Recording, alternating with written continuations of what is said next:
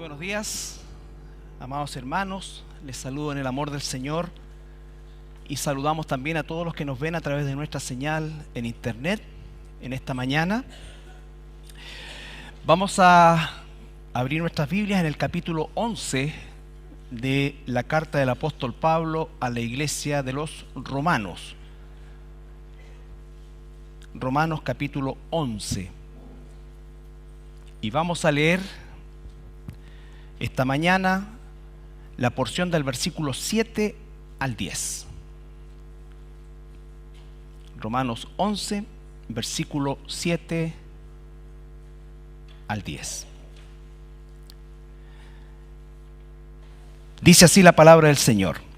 ¿Qué pues? ¿Lo que buscaba Israel no lo ha alcanzado? Pero los escogidos sí lo han alcanzado y los demás fueron endurecidos. Como está escrito, Dios les dio espíritu de estupor, ojos con que no vean y oídos con que no oigan hasta el día de hoy. Y David dice, se ha vuelto su convite en trampa y en red, en tropezadero y en retribución. Se han oscurecido sus ojos para que no vean y agóbienles la espalda para siempre. Padre, esta mañana venimos delante de ti, en tu presencia, Señor, a pedirte que tú nos guíes por medio de esta palabra, Señor, esta enseñanza en la cual tenemos un principio y una enseñanza eterna y actual para nosotros, Señor. Te agradecemos la libertad de poder estar reunidos en tu nombre, de poder estar aquí, de poder tener libertad de estudiar, predicar, Señor, y aprender de tu palabra. Gracias, Padre amado, en el nombre de Jesús. Amén.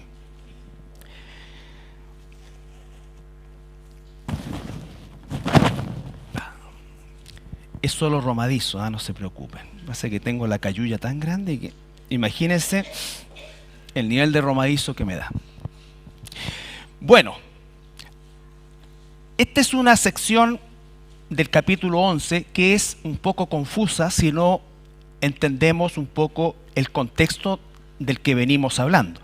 Si usted se recuerda, los capítulos 9, 10 y 11 de la carta del apóstol Pablo a los Romanos resulta ser una especie de paréntesis en la cual él trata específicamente la situación de Israel, su nación a la cual él pertenece, en relación a su estado o su estatus, por así decirlo, frente a Dios. ¿Cuál es el estado de Israel? ¿No es cierto? Es lo que nos describe el apóstol Pablo en estos capítulos.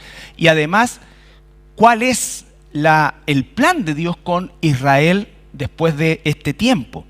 Entonces, ¿por qué hace este énfasis? Porque obviamente a esta altura, y especialmente en la iglesia de Roma ya, la población judía, que inicialmente fue prácticamente la única que constituyó la iglesia, comenzó poco a poco a ir mezclándose con la población gentil y posteriormente la población judía prácticamente comienza a disminuir hasta desaparecer después del siglo III. Entonces, ¿qué es lo que está ocurriendo? De alguna manera, los gentiles necesitan saber que a pesar de que existen judíos, cristianos, con intenciones a veces de judaizar la iglesia, no deben ser rechazado el Israel de Dios porque Dios no los ha desechado a ellos. ¿Ya? Y la importancia de esto es, lo primero, es que el apóstol Pablo inaugura estos capítulos en el capítulo 9,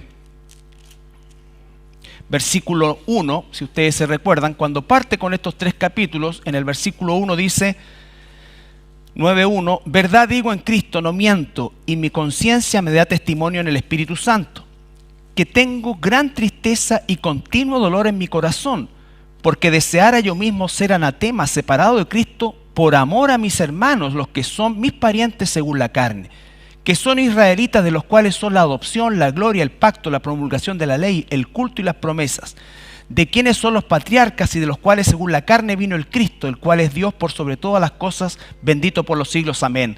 Entonces el apóstol Pablo parte estos tres capítulos, en el 9, ¿no es cierto?, hablando y diciendo, tengo un dolor en el corazón, yo quisiera cambiar de lugar, quisiera incluso perder mi salvación, sabiendo que es algo que no puede ser, pero Él manifiesta su amor a Israel, ¿no es cierto? Y dice claramente todas las bendiciones que Israel había recibido: israelitas, adopción, gloria, pacto, promulgación, los patriarcas, y ya la bendición máxima es que a través de Israel vino el Mesías.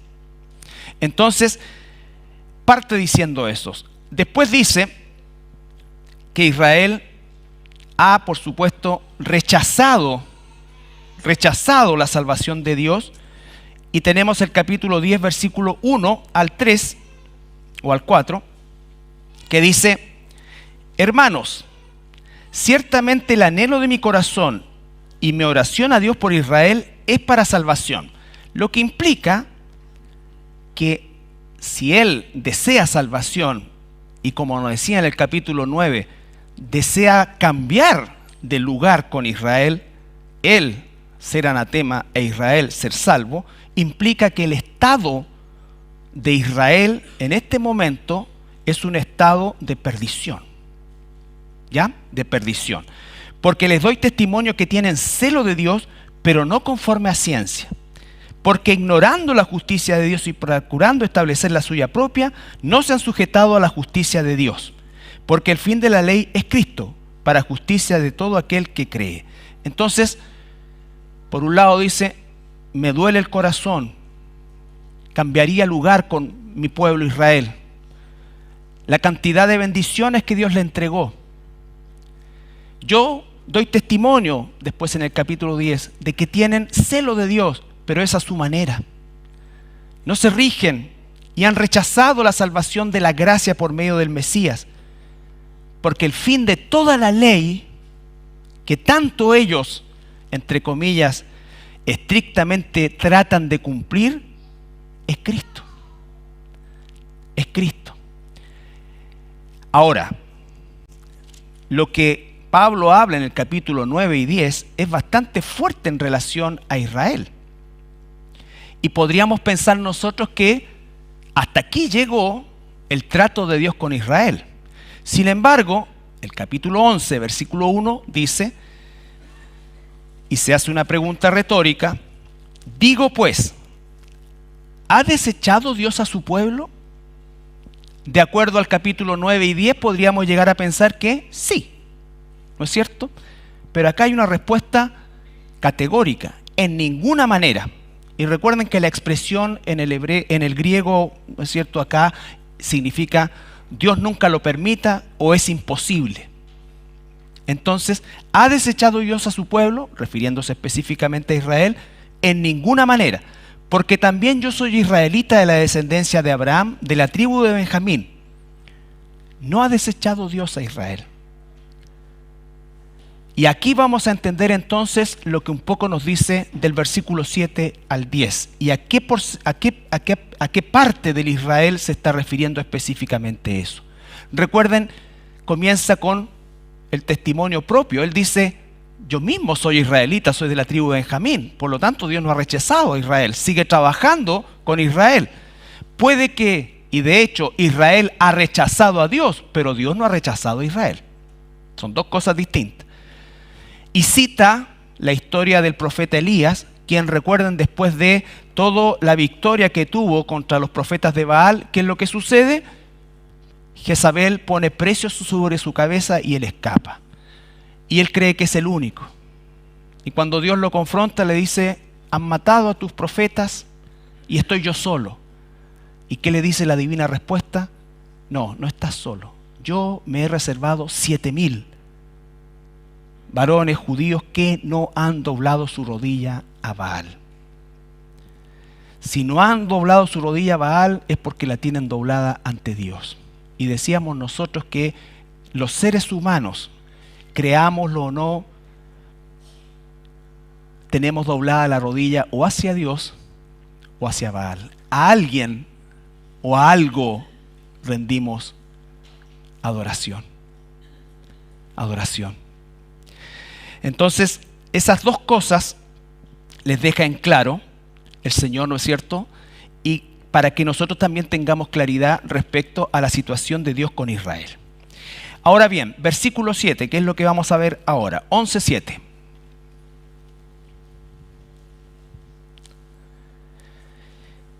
Entonces va a decir, ¿qué pues? Otra vez en una forma de pregunta. Lo que buscaba Israel, y ese Israel al que se refiere es no al remanente, sino que al resto. Al resto. ¿No es cierto? Dios sigue adelante su plan con esos 7,000 en el caso de Elías. Dios sigue su plan con todos los judíos que han creído en él. Dios sigue su plan. Entonces, ¿qué pues? Los que buscaba Israel no lo ha alcanzado. ¿Quiénes no lo alcanzaron? Todos aquellos que rechazaron. Todos aquellos que rechazaron la gracia de Dios. Esto está hablando específicamente y en el contexto directo a la nación de Israel, porque es la explicación que está dando. Pero nosotros también debemos tener una aplicación de esto a nuestra realidad. Quiero decirles que Dios siempre se reserva a lo largo de la historia un remanente fiel de judíos, a través de los cuales continúa su obra con Israel, pero también se reserva un remanente fiel de la iglesia. Porque no todo aquel que me dice Señor, Señor entrará en el reino de los cielos. La Biblia es categórica en relación a que no todo aquel que pertenece, asiste a una iglesia, es realmente un hijo de Dios. Y eso, hermanos, también es muy, muy importante. Hoy día, la época que vivimos ya hace algunas décadas, está caracterizada no por el famoso avivamiento que la gente habla. No, está caracterizada por la apostasía. Está caracterizada por una distorsión del evangelio.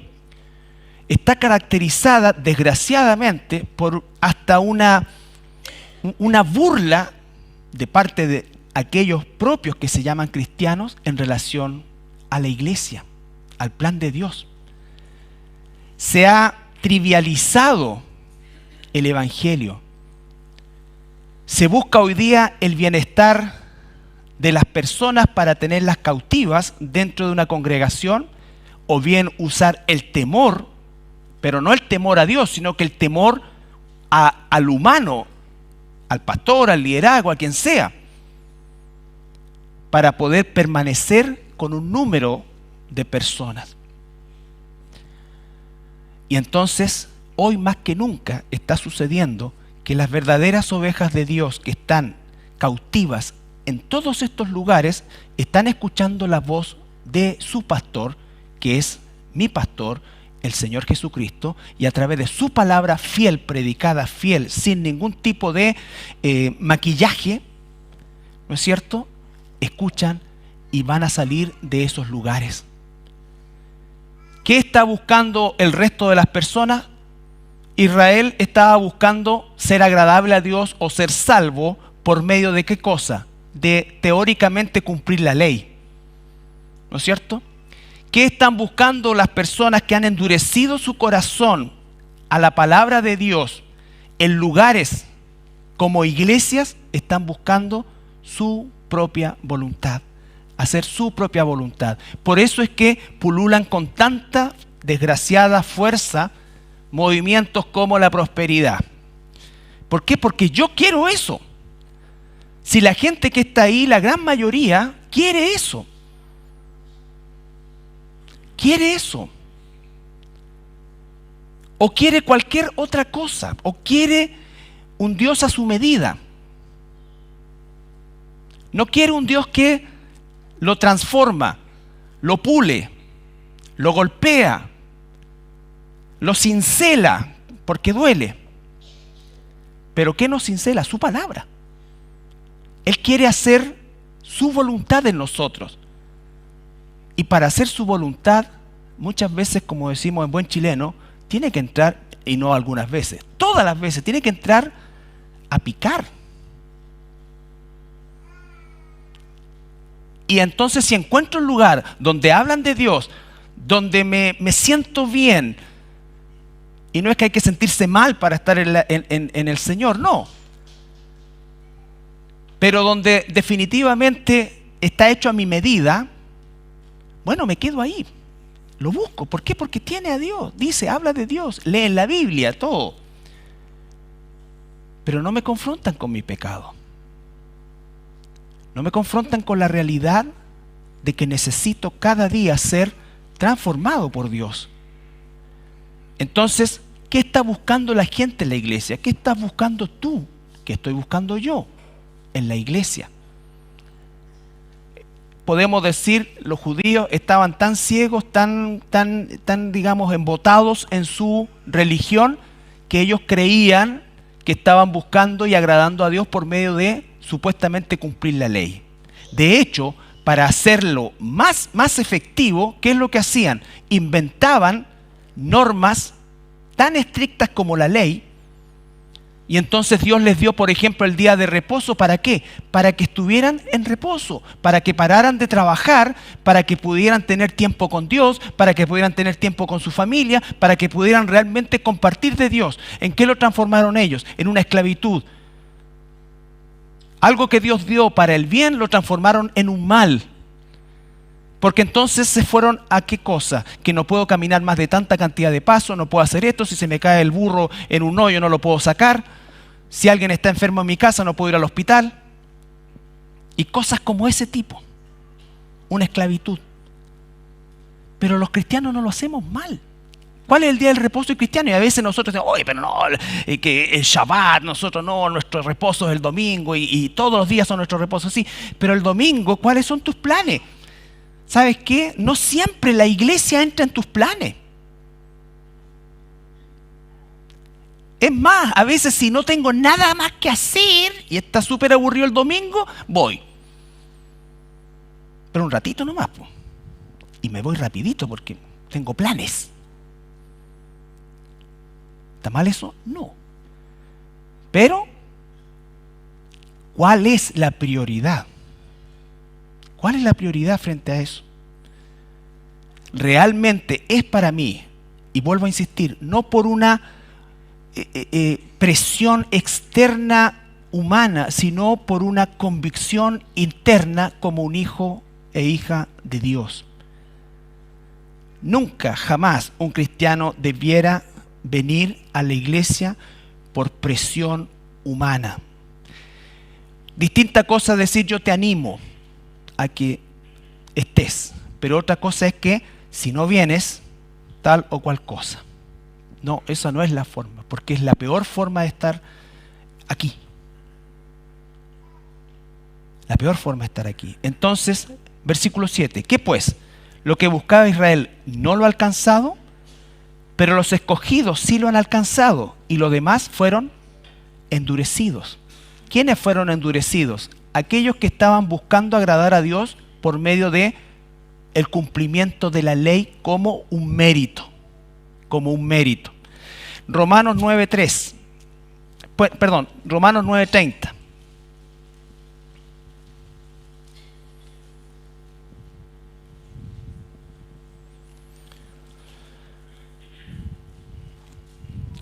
Al 33. ¿Recuerdan? Pablo siempre usa preguntas. ¿Qué pues diremos? ¿Que los gentiles que no iban a entrar en la justicia han alcanzado la justicia? Es decir, la justicia que es por fe. Nosotros no teníamos, por decirlo de alguna manera, una tradición como los judíos, que para ellos es natural hablar de Abraham, Isaac, Jacob, la Biblia y todo eso. Nosotros probablemente no teníamos eso. Aunque muchos dicen, no, yo estudié en colegio de curas, pero no aprendiste ni la primera página de la Biblia. Lo que aprendiste fue el catecismo y otras cosas que son invenciones humanas. Pero el judío tenía toda la bendición de conocer la ley y de conocer la verdad, pero no la siguió.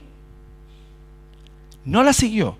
Porque desde un principio, desde Abraham, dice, creyó y le fue contado por fe. La fe siempre ha sido el vehículo de la salvación. No las obras. No las obras.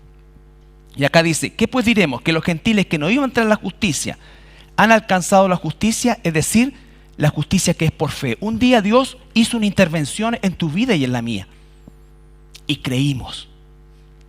Y nos incorporó y nos salvó. Nosotros no íbamos detrás de eso. Yo por lo menos no iba detrás de eso. Iba detrás de cualquier cosa. Menos de eso. Pero Dios un día intervino en mi vida, así como intervino en la tuya. Y acá dice, mas Israel, que iba tras una ley de justicia, no la alcanzó. ¿Qué hizo Israel? Tomó la ley y dijo, gracias a Dios, yo la puedo cumplir. Y se enfrascó en eso hasta hoy. Se enfrascó en eso hasta hoy. ¿Por qué? Porque iban tras ella no por fe, sino como por obras de la ley, pues tropezaron en la piedra de tropiezo. Y esa piedra de tropiezo es Cristo, porque el fin de la ley es Cristo. Si yo rechazo a Cristo, rechazo toda la ley. Rechazo toda la ley. Yo sé que esto es medio enredado, pero hay que pasar por acá. ¿Ya? Después vamos a hacer un sermón de Juan 3:16. Entonces, los que iban tras ella, iban los judíos, no por fe, sino como por obras de la ley, pues tropezaron en la piedra de tropiezo. Como está escrito, fíjense, cuando dice como está escrito, significa que esto se escribió en el Antiguo Testamento, por lo tanto, era conocido para ellos. He aquí, pongo en Sión piedra de tropiezo y roca de caída, y el que creyere en él, dice, no será avergonzado. Ellos no creyeron en él, por lo tanto, son avergonzados. Son avergonzados. Volvemos al 11:7. Entonces, ¿qué pues? Lo que buscaba Israel, ya tenemos el contexto, no del remanente que creyó, sino que del grueso que no creyó.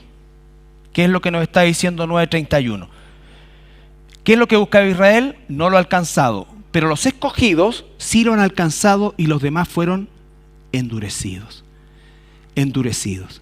Y va a citar Deuteronomio y el Salmo para ver las consecuencias de ese endurecimiento.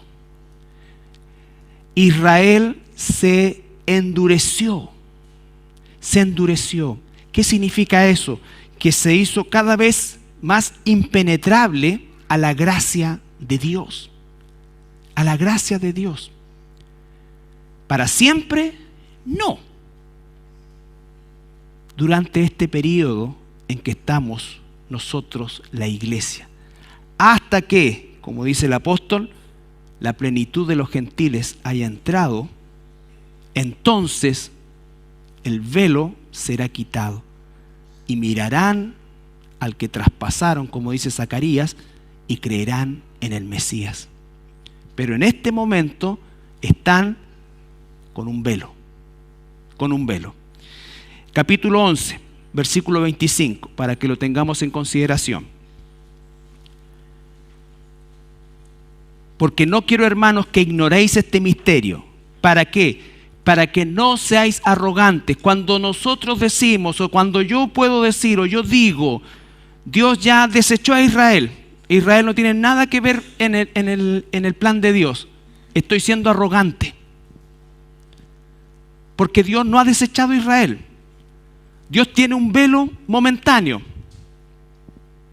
Dice, porque no quiero, hermanos, que ignoréis este misterio para que no seáis arrogantes en cuanto a vosotros mismos, que ha acontecido a Israel endurecimiento en parte. ¿Cómo es que prosigue el plan de Dios con Israel? A través de remanentes. ¿Cómo es que Dios va a concretar esto? Es hasta que haya entrado la plenitud de los gentiles, versículo 26, y luego todo Israel será salvo. Como está escrito, vendrá de Sión el libertador, que apartará de Jacob la impiedad. Ese es el futuro de Israel. Un día ellos lo van a reconocer. Hoy no lo reconocen, por supuesto que no. Están en la tierra, han revivido territorial y físicamente, pero siguen todavía con el velo espiritualmente. Pero un día eso va a ser quitado. Entonces no podemos nosotros ser arrogantes y pensar incluso que somos mejores que ellos, porque vemos en su propio Antiguo Testamento lo que ellos mismos no ven, pero vemos por gracia, solamente por gracia. Entonces, esto, ¿cómo lo aplicamos a nosotros? Lo aplicamos, hermanos, no olvidándonos nunca que la salvación es por gracia, es lo primero. Nosotros no íbamos tras la salvación. Dios intervino en nuestras vidas. Los judíos iban tras una salvación, incluso con la palabra correcta, pero con el corazón incorrecto, porque no iban por fe, iban creyendo en sus méritos, en su capacidad de cumplir algo que lo único que debía haber hecho es haberlos llevado a Cristo, porque el fin de la ley es Cristo. Efesios capítulo 2.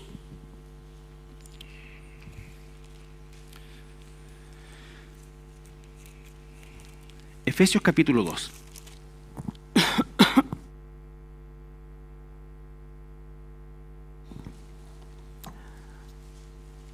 Lo primero, no seamos arrogantes, no nos olvidemos que somos salvos por gracia, nosotros no íbamos tras la salvación, Dios en su misericordia intervino en nuestras vidas y por su misericordia nos ha dado salvación y vida eterna. No hay mérito en nosotros, no hay mérito en nosotros. Efesios capítulo 2, versículo 4 al 9.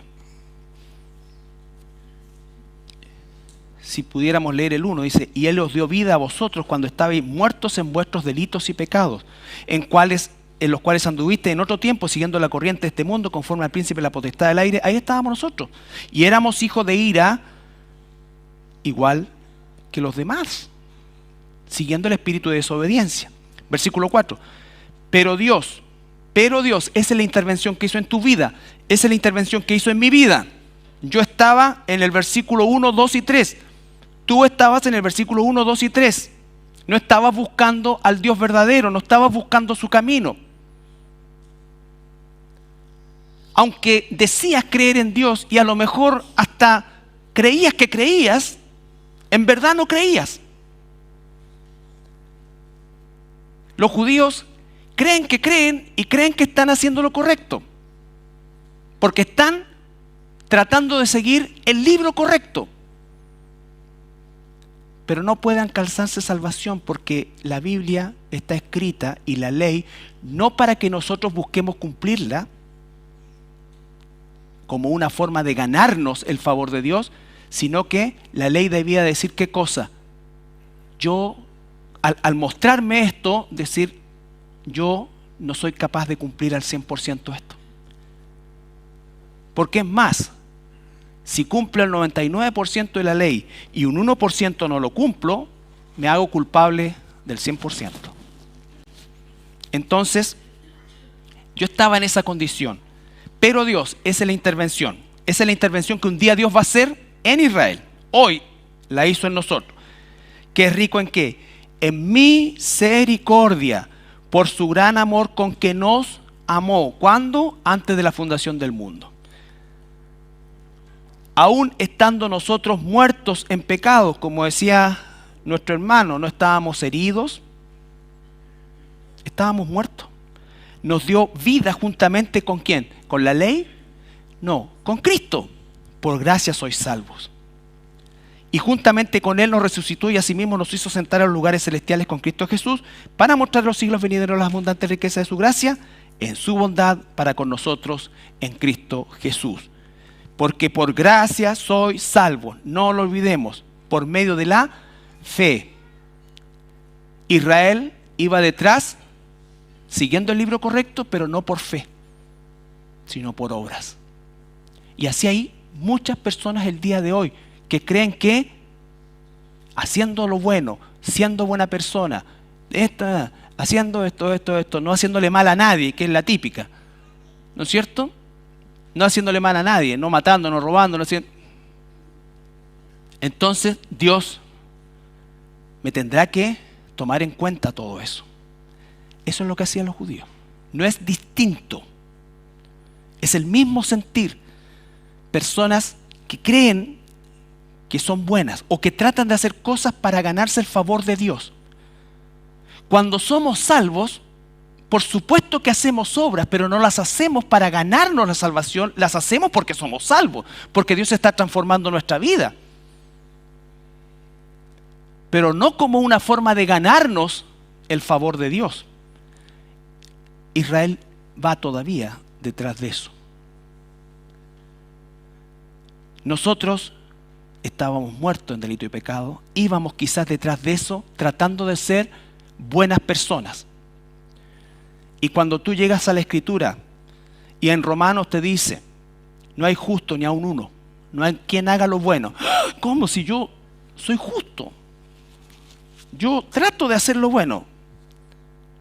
No, a los ojos de Dios no hay nadie que busque a Dios. Pero ¿cómo si yo toda la vida, Diosito está conmigo, yo mira y hablo con Él y todo? Mira, no sé con quién hablas, pero no es con Dios. Entonces esas cosas son chocantes. Por eso es que quien no atiende a la gracia de Dios, ¿qué va a hacer? Se va a endurecer. Se va a endurecer. A menos que Dios intervenga. Porque por gracia sois salvos, versículo 8, por medio de la fe.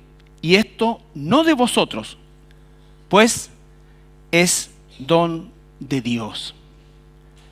Ni siquiera la fe por la que fui salvo es mía. Porque estaba muerto. Un muerto no puede creer. El que me dio vida, me dio la fe para creer. Por lo tanto, ni siquiera de eso puedo jactarme. No por obras para que nadie se gloríe. Y acá parece una contradicción, pero si entendemos bien todo lo que hemos estado tratando de compartir, dice, porque somos hechura suya, creados en Cristo Jesús, para buenas obras. Bueno, no soy salvo por obra, pero soy nueva criatura para nuevas obras, y aquí las cuales Dios preparó de antemano. O sea, no son tus buenas obras ni mis buenas obras, son sus buenas obras que Él preparó de antemano para que anduviésemos en ella. Todo es de Él, por Él y para Él. Eso, hermanos. Ay, o sea que ustedes no tienen libertad de pensamiento. Claro que no, po. Tú tampoco. Porque o piensas como Dios o piensas como el diablo. ¿Qué te creen? Porque nunca me ha pasado en 35 años que alguien diga, oye, en realidad tienes razón, pues yo pienso como el diablo. No, pues. Sí, pues, bien diabólico que soy, ¿no? Nadie, 35 años, nunca me ha pasado. Todavía hay esperanza, pero nunca ha pasado. Normalmente, ¿no es cierto?, se montan en la yegua cólera y ahí entonces queda la tendalada. Y uno por eso es que, recuerden, cuando nosotros le compartimos el evangelio a alguien, tenemos que hacerlo en primer lugar con temor de Dios. En segundo lugar, con amor genuino por esa alma. Y en tercer lugar, dejar los resultados a Dios.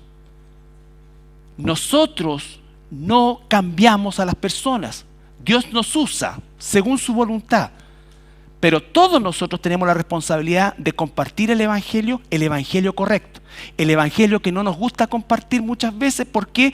Porque inmediatamente produce una barrera. Entonces yo no quiero que se endurezca esta persona.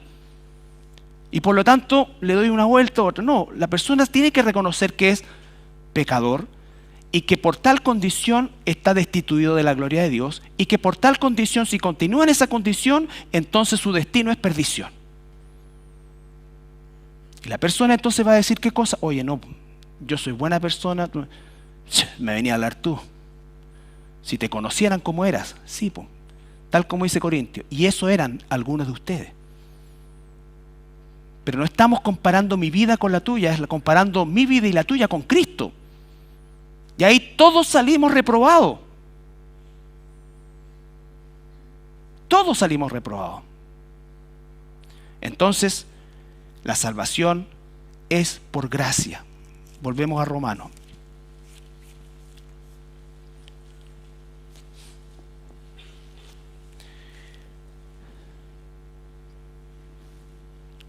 ¿Qué pues? Lo que buscaba Israel no lo ha alcanzado, pero los escogidos sí lo han alcanzado y los demás fueron endurecidos.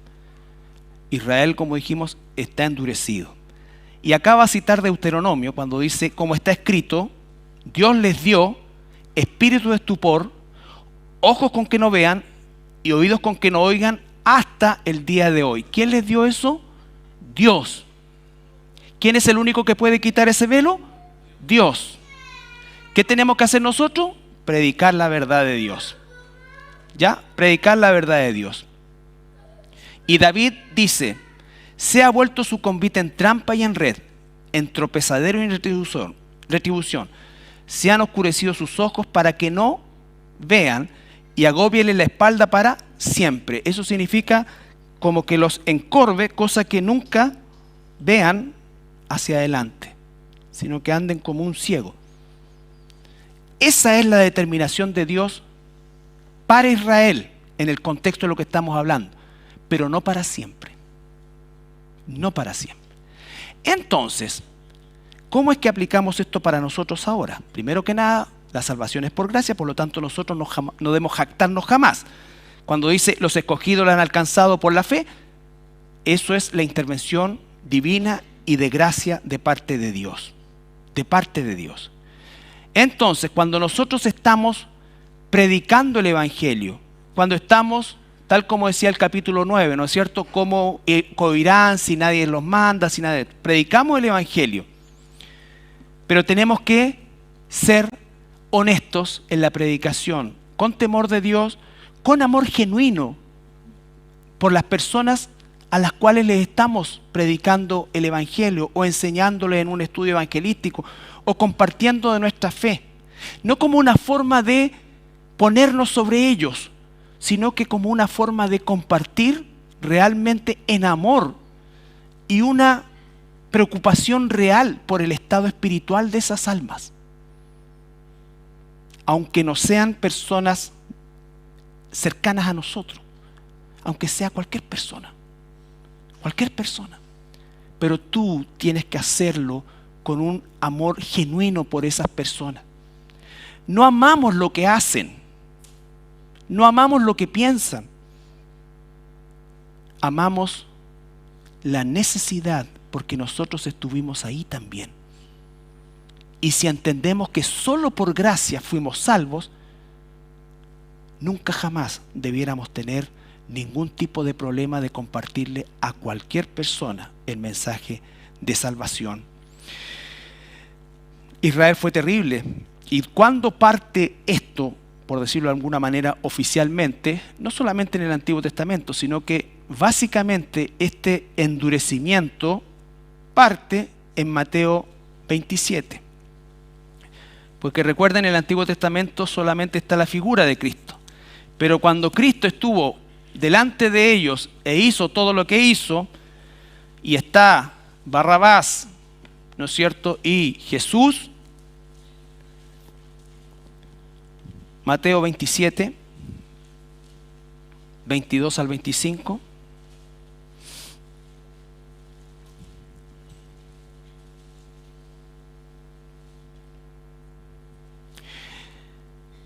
Pilato les dijo, ¿qué pues haré de Jesús llamado el Cristo? Todos le dijeron, sea crucificado. Y el gobernador les dijo, pues, ¿qué mal ha hecho? Pero ellos gritaban aún más diciendo, sea crucificado. Viendo Pilato que nada adelantaba, sino que se hacía más alboroto, tomó agua y se lavó las manos delante del pueblo, diciendo, inocente soy yo de la sangre de este justo, allá vosotros. Y respondiendo todo el pueblo, dijo, aquí se condenó, su sangre sea sobre nosotros y sobre nuestros hijos, sobre nuestra descendencia, hasta hoy. Hasta hoy. Pero a pesar de todo esto, Dios no ha desechado a su pueblo. Y nosotros podemos decir, oh, qué increíble, sí, pero tampoco nos desechó a nosotros, po. La misma misericordia que Dios tuvo con nosotros, la tendrá un día con Israel. Y así como de toda tu familia, hasta el momento tú eres el único cristiano, tú eres ese remanente. Y estás puesto ahí para ser sal y luz, entendiendo que fuiste salvo por gracia, orando por esas personas que están a tu alrededor. Todos nosotros constituimos un remanente dentro de nuestra familia. Todos. aún en esta iglesia, probablemente si el Señor viniese en este momento, yo quisiera que todos nos fuéramos con Él. Pero es probable que no todos nos vayamos con Él. Porque ¿qué estamos buscando? ¿Detrás de qué estamos yendo? ¿Realmente de agradar a Dios? ¿Realmente de servir a Dios? ¿Realmente de amar a Dios y su obra? ¿O estamos aquí por religiosidad, por conveniencia? ¿Por qué? ¿Por qué me levanto un día domingo para venir a la iglesia? ¿Por qué participo de la iglesia? ¿Por qué ofrendo en la iglesia? ¿Por qué soy parte de la iglesia? ¿Por qué todo lo que la iglesia significa? Y no estoy diciendo que vivamos de lunes a domingo en la iglesia. No, lo que estoy diciendo es que tengamos claridad de por qué soy parte de esta iglesia, cuál es mi rol, cuál es mi función, cuál es mi privilegio, cuál es mi responsabilidad. Crecer, buscar santidad, amar a mis hermanos. Jesús dijo, cuando el mundo vea cómo ustedes se aman, va a tener un antecedente de que yo soy verdadero. Entonces son parte de eso y amar a aquellos que están sin Cristo. Segunda de Corintios,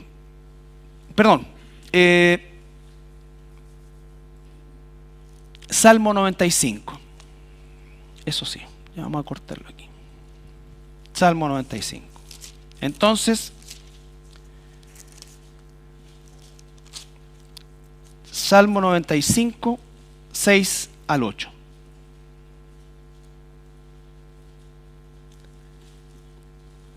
¿Puede un cristiano endurecer su corazón? También. No pierde su salvación, pero pierde su propósito. Ahora, si ese endurecimiento permanece y se hace cada vez más duro, bueno, probablemente esa persona nunca recibió al Señor Jesucristo, pero no lo sabemos. Dice, venid, adoremos y postrémonos, arrodillémonos delante de Jehová nuestro Hacedor, porque Él es nuestro Dios, nosotros el pueblo de su prado y ovejas de su mano. Si oyereis hoy su voz, no endurezcáis vuestro corazón como en Meriba, como en el día de Masá en el desierto. No endurezcáis vuestros corazones. Si Dios te está hablando hoy, no endurezcas tu corazón.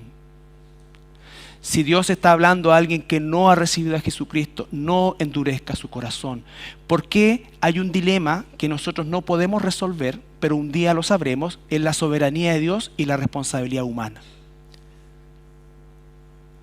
El hombre endurece su corazón, ¿no es cierto?, frente a Dios, pero Dios es soberano para quitar ese velo y romper la dureza de ese corazón. Pero el hombre endurece su corazón. El ser humano endurece su corazón a la palabra, endurece su corazón muchas veces en nosotros mismos cuando comenzamos a tener una visión equivocada de nuestra condición como cristianos. Perdemos ese primer amor, nos volvemos religiosos. Es necesario conocer, saber, estar, claro, pero eso no es la esencia de esto. Eso nos tiene que llevar a la esencia. Sin eso no conocemos la esencia. Pero solo eso nos hace religiosos.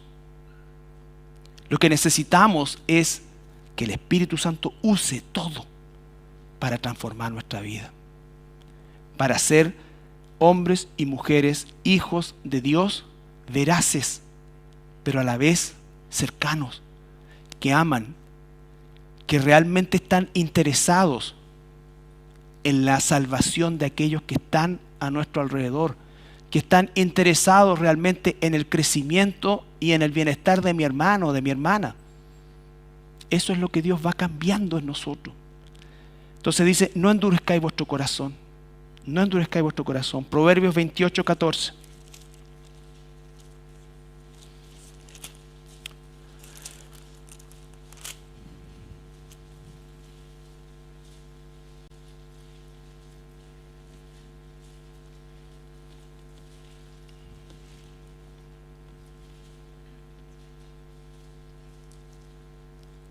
Bienaventurado el hombre que siempre teme a Dios, que siempre teme a Dios.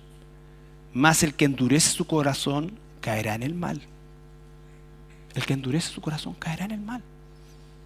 Sea un hijo de Dios o alguien que definitivamente rechaza la voz de Dios en el Evangelio. Pero aplicándolo a nosotros. Israel iba detrás por obras, nosotros, Dios intervino y lo alcanzamos por fe. Pero no endurezcamos nuestro corazón. No alimentemos una soberbia.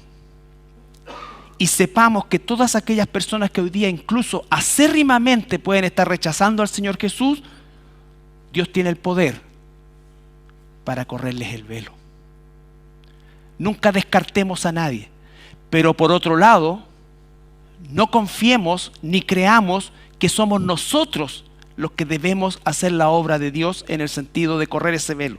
Nosotros debemos sembrar la semilla, nosotros debemos predicar la palabra, nosotros debemos llevar la luz, nosotros debemos ser la sal, pero la conversión es de Jehová. Y nosotros muchas veces por insistir en una persona empezamos a ver que se endurece aún más. Ya, pues cuando ir a la iglesia, ya, pues oye, ya, pues, ya, pues. Ya te acompaño al estadio, pero tú vas conmigo a la iglesia. Y ese tipo de cosas que pueden ser de la mejor intención. Para no decir el catolicismo romano ni a la misa, porque sonaría muy fuerte. Yo te acompaño a esto, pero tú vas conmigo. Ya, yo te acompaño, tengo que cumplir mi palabra. No, así no se evangeliza. Pero sí, ora por él, ora por ella. Yo espero que cada uno de ustedes tenga un listadito de unas 15 o 20 personas por las cuales ore todos los días para que el Señor quebrante su corazón. A quienes ya le han predicado, pueden ser hijos, padres, hermanos, compañeros de trabajo, amigos, enemigos, pero todo cristiano debe tener ese listado.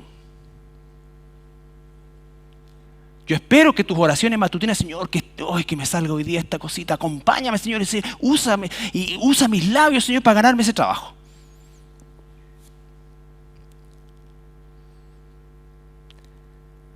Busca el reino de Dios, su justicia, y ese trabajo o lo que necesites te va a ser hallado. No desperdicies tus 5 minutos de devocional diario pidiendo cosas para ti. Un listadito. Personas que están ahí. Y de repente tú llegas y está como más duro, pero ¿sabes qué? Puede venir el milagro. Tú le compartiste. Y en algún momento Dios va a hacer su obra o no la va a hacer, es cosa de Él, pero mi corazón se mantiene ahí. Así es como lo hacemos. Así es como lo hacemos. Quiero que veamos Proverbios 29:1.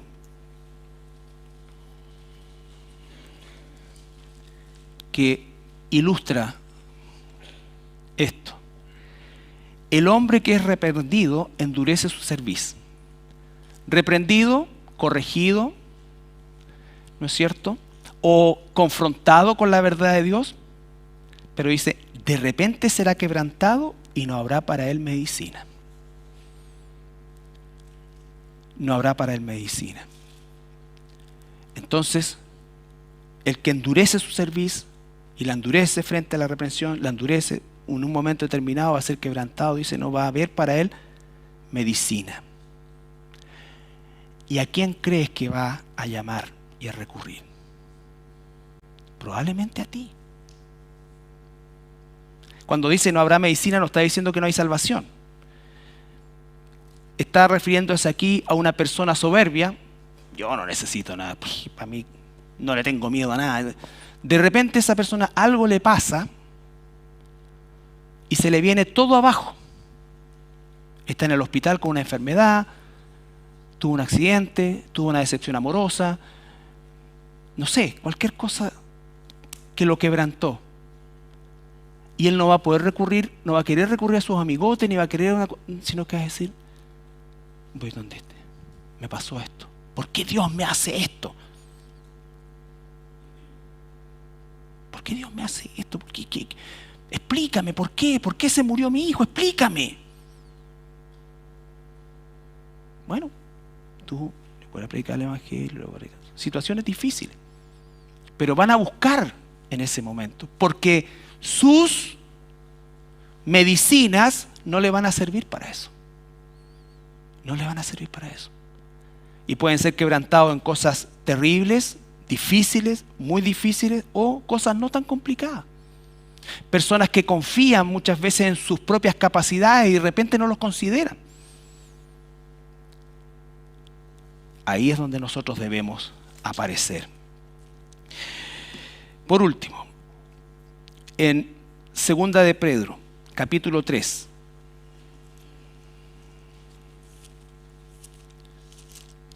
Segunda de Pedro, capítulo 3.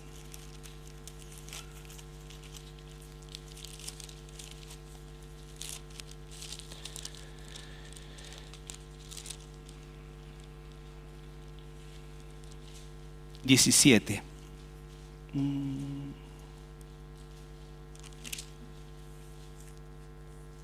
Perdón.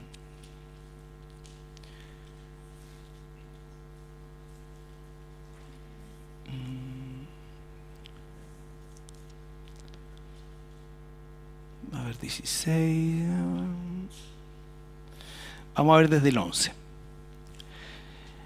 Recuerden, estos 3-4 versículos de difícil tratamiento apuntan exclusivamente al hecho de dos formas de ver la salvación. Los judíos por sus obras, nosotros por la gracia y la fe. Aquellos que no aceptaron la salvación de Jesús fueron endurecidos por parte de Dios. Nosotros estamos puestos aquí para seguir predicando el Evangelio, pero no debemos endurecernos nosotros para actuar de forma soberbia, para creer que tal o cual persona no está apta para el Evangelio o nunca va a recibir el Evangelio, sino que para dar de gracia lo que hemos recibido de gracia. No para tratar de insistirle a las personas humanamente, sino que volcar eso en oración. Porque aquel que es reprendido y endurece su cerviz, en algún momento Dios lo va a quebrantar si es su voluntad. Si es su voluntad. En ese contexto el apóstol Pedro dice, puesto que todas estas cosas han de ser deshechas, ¿cómo no debéis vivir vosotros? Ahí está nuestra parte. Andar en santa y piadosa forma de vivir, esperándonos y apresurándonos para la venida del día de Dios en el cual los cielos serán encendidos. Salta al 14. Por lo cual, oh amados, estando en espera de estas cosas, procurad con diligencia ser hallados por Él sin mancha e irreprensibles en paz. Y tened entendido que la paciencia de nuestro Señor es para salvación, como también nuestro amado hermano Pablo, según la sabiduría que le ha sido dada, os ha escrito, casi en todas sus epístolas, hablando en ellas de estas cosas, entre las cuales hay algunas difíciles de entender, como esta, las cuales los indoctos e inconstantes tuercen, como también las otras escrituras para su propia perdición. Así que vosotros, oh amados, sabiéndolo de antemano, guardaos, no sea que arrastrados por el error de los inicuos, caigáis de vuestra firmeza. Antes bien, ¿qué es lo que debemos hacer? Creced en la gracia y el conocimiento de nuestro Señor y Salvador Jesucristo. Creced en la gracia y en el conocimiento de nuestro Señor Jesucristo. La única forma de escapar, ¿no es cierto?, del endurecimiento de nuestro corazón en cualquiera de sus formas es crecer en la gracia y el conocimiento de nuestro Señor y Salvador Jesucristo. No solamente en el conocimiento de nuestro Señor Jesucristo, sino que en la gracia. En la gracia. A Él sea la gloria ahora y hasta la eternidad. Amén. Que el Señor nos recuerde esto. Que el Señor nos recuerde que nosotros no íbamos tras la salvación, sino que nosotros estábamos muertos y Dios intervino por fe. Está su pueblo Israel en un pausa. Un día va a volver a tratar con ellos. Pero este es el día para nosotros de amar la obra de Dios, de tener temor de Dios, de no endurecer nuestro corazón frente a las circunstancias, personas o situaciones, por difíciles que parezcan. Y siempre tener en cuenta que Dios puede sorprendernos y lo hace. Ayer tuvimos 19 hermanos nuevos que se bautizaron. La mayoría de ellos no los conocíamos antes, o por lo menos yo. Nos familiarizamos en los estudios. Vino gente de Ovalle. Y eso, hermanos, es maravilloso porque es la gloria de Dios. La gloria de Dios manifestándose. Por eso debemos seguir creciendo en la gracia de Dios, en el temor de Dios. No olvidarnos de compartir el Evangelio. No olvidarnos de nada de lo que Dios ha hecho por nosotros. Y entendiendo claramente que lo que hacemos para Dios, por Dios, es solamente por gracia, por su gracia. Nos ponemos de pie. Señor, en esta hora, todos estos pasajes nos enseñan algo más profundo de lo que nos muestra superficialmente, Señor. Y eso es claramente el poder entender que tu plan es perfecto, aun cuando no lo entendemos a plenitud, Señor. Tú llamaste un pueblo por tu misericordia, no por sus méritos. Y lo tomaste para que a través de ese pueblo viniese tu palabra, viniese todo, Señor, la ley, los profetas, el culto, Señor, y por sobre todas las cosas, nuestro Mesías. Sin embargo, ese mismo pueblo, Señor, endureció su corazón y te rechazó y te sigue rechazando hasta hoy. Pero aunque ellos te han rechazado, Señor, tú no los has rechazado. Y un día sacarás ese velo, Señor, y ellos podrán ver y entender todo lo que hoy no comprenden. Así también estuvimos nosotros, sin ser de ese pueblo. Pero un día tú interveniste en nuestras vidas. Corriste ese velo, Señor, y permitiste que viésemos tu verdad.